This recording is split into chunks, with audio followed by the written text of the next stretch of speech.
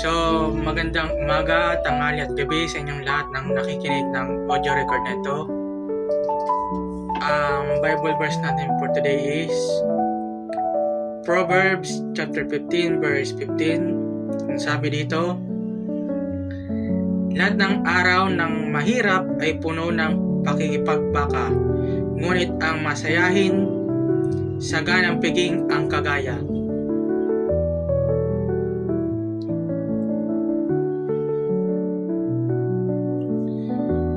Isaiah chapter 30 verse 18. Ngunit si Yahweh ay naghihintay upang tulungan kayo at kahabagan.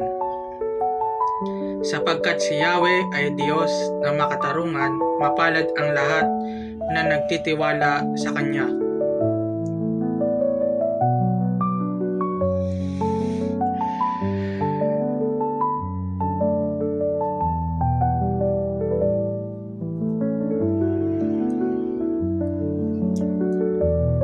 Isaiah 43 verse 2 to 4. Kapag dumaan ka sa malalim na tubig, sasamahan kita. Tumawid ka man sa mga ilog, hindi ka malulunod. Dumaan ka man sa apoy, hindi ka masusunog, hindi ka matutupok. Sapagkat ako si Yahweh na iyong Diyos, ang banal na Diyos ng Israel, na iyong tagapagligtas. Ibibigay ko ang Egypto, Ethiopia at Sheba bilang pantubo sa iyo upang ikaw ay makalaya.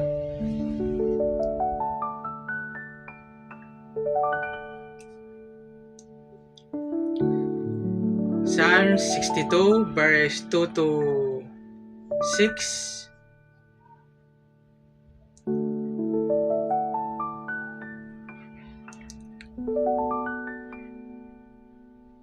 Tanging siya lamang ang tagapagligtas, tagapagtanggol ko at aking kalasag. Akin ang tagumpay sa lahat ng oras. Hanggang kailan ba ninyo lulupigin ang sinuman na nais ninyong patayin? Tulad ng isang pader, siya'y ibagsak, gaya ng bakod, siya'y mawawasak. Nais lamang ninyong siya ay siraan, sa inyong adikang ibaba ang dangal, ang magsinungaling inyong kasiyahan. Pangungusap ninyo kunwari pagpapala, subalit sa puso'y inyong sinusumpa.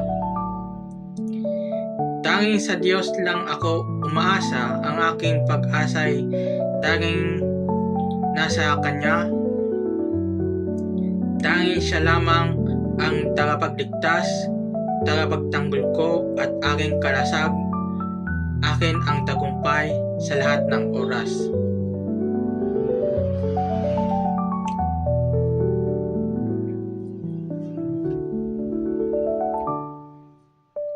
James chapter 1 verse 2 to 3. Mga kapatid, magalak kayo kapag kayo'y dumaranas ng iba't ibang uri ng pagsubok. Dapat ninyong malaman na nagiging matatag ang inyong pananampalataya sa pamamagitan ng mga pagsubok.